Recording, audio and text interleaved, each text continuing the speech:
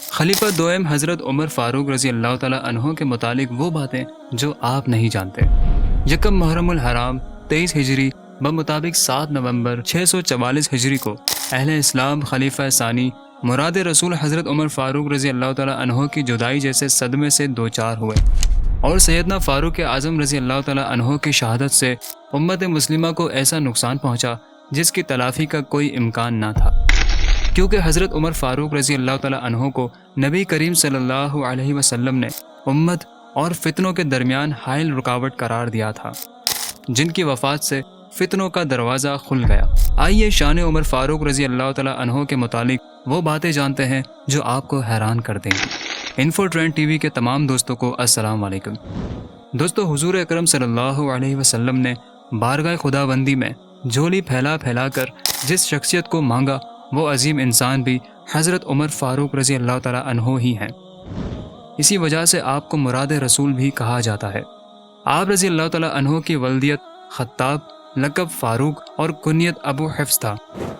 آپ رضی اللہ تعالیٰ عنہ کا شمار خاندان قریش کے باوجاہت اور شریف ترین لوگوں میں ہوتا تھا۔ آپ رضی اللہ تعالیٰ عنہ زبردست، بہادر اور بڑے طاقتور تھے۔ ان کے ایمان لانے سے اسلام کو تقویت ملی۔ آپ رضی اللہ تعالیٰ عنہ کا سلسلہ نسب 9ویں پشت میں جا کر حضور اکرم صلی اللہ علیہ وسلم سے ملتا ہے۔ آپ رضی اللہ تعالیٰ عنہ نبوت کے چھٹے سال 33 سال کی عمر میں اسلام کی دولت سے مالا مال ہوئے۔ آپ رضی اللہ تعالیٰ عنہ سے قبل 40 مرد اور 11 خواتین نور ایمان سے منور ہو چکے تھے۔ حضرت عمر کی صاحبزادی حضرت حفصہ رضی اللہ تعالیٰ عنہ کو حضور اکرم صلی اللہ علیہ وسلم کی زوجہ محترمہ اور مسلمانوں کی ماں ہونے کا شرف بھی حاصل ہے۔ اس رشتے سے آپ رضی اللہ تعالیٰ عنہ حضور اکرم صلی اللہ علیہ وسلم کے سسر ہیں۔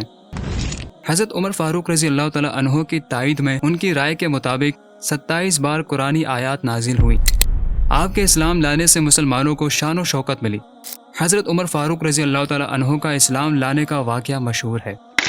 جب آپ اسلام قبول کرنے کے لیے حضور اکرم صلی اللہ علیہ وسلم کی خدمت اقدس میں حاضر ہوئے تو حضور اکرم صلی اللہ علیہ وسلم نے چند قدم آگے بڑھ کر حضرت عمر کو گلے سے لگایا، اور پھر حضرت عمر فاروق رضی اللہ تعالیٰ عنہ کے سینے پر 3 مرتبہ ہاتھ پھیر کر دعا دی کہ خدایا عمر کے سینے کو ایمان سے بھر دے۔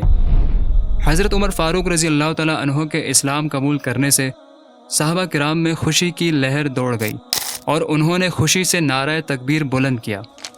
حضرت عمر فاروق رضی اللہ تعالیٰ عنہ کے اسلام لانے سے کفر پر روب پڑ گیا اور مسلمانوں نے پہلی بار سب کے سامنے نماز کعبہ میں ادا کی۔ خلیفہ بننے کے بعد حضرت عمر فاروق رضی اللہ تعالیٰ عنہ اپنی رعایا کی خبر گیری کے لیے راتوں کو اٹھ اٹھ کر گشت کیا کرتے تھے۔ جو صحابہ کرام جہاد پر گئے ہوتے ان کے گھروں کی ضروریات کا خیال کرتے اور ان کے لیے بازار سے سامان وغیرہ خود خریدتے اور ان کے گھروں پر پہنچاتے۔ سیدنا فاروق کے دور خلافت میں ان کے عدل و انصاف سے مسلم و غیر مسلم ہر کوئی نفع اٹھاتا تھا۔ آپ کا سنہرا دور خلافت مسلمانوں کی فتوحات و ترقی اور عروج کا زمانہ تھا۔ مسلمان اس قدر خوشحال ہو گئے تھے کہ لوگ زکوٰۃ لے لے کر نکلتے تھے، ان کو آسانی کے ساتھ کوئی زکوٰۃ لینے والا تک نہیں ملتا تھا۔ آپ کے دور خلافت میں مسلمانوں کو بے مثال فتوحات اور کامیابیاں حاصل ہوئیں۔ آپ نے کیسر و کسریٰ کو فتح کر کے اسلام کی عظمت کا پرچم لہرایا۔ اس کے ساتھ ساتھ شام، مصر، عراق، جزیرہ، خوزستان، آذربائیجان، فارس، کرمان، خراسان اور مکران فتح کیے۔